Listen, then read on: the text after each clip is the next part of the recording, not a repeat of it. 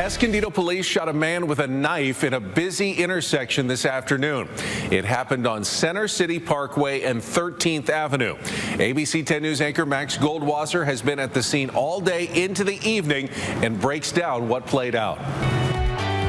This entire intersection blocked off for several hours. This is an area that typically sees a high volume of traffic.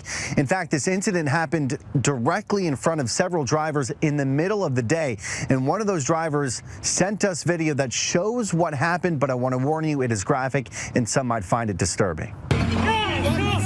In the dramatic video, you see a man holding a knife, appearing to move toward an Escondido PD detective dressed in plain clothes. You hear police fire their handguns. The man falls to the ground. Then you see him get back up. He appears to run at uniformed officers.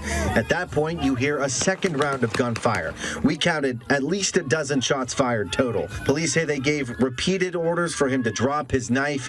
He refused. San Diego police, leading the investigation, say officers then fired rubber bullets at the man, about 4 to 5 rounds. One of those rounds actually knocked the knife out of the suspect's hands, which gave the officers the opportunity to approach him, take him into custody, and get him medical treatment. Lieutenant Tavanian says the man went into surgery but is expected to survive. He added the incident, which ended at South Center City Parkway and 13th Avenue, began a half-mile south.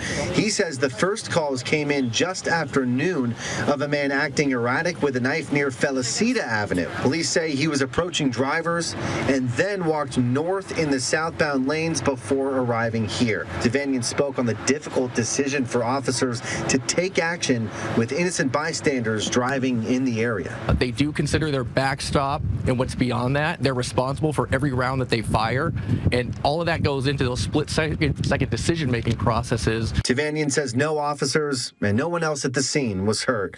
The man has been arrested and accused of attempted murder. Police have yet to identify the man involved, although a woman who lives nearby tells me he is known in this area to be homeless. We asked detectives if he was under the influence, if he was having a mental health episode.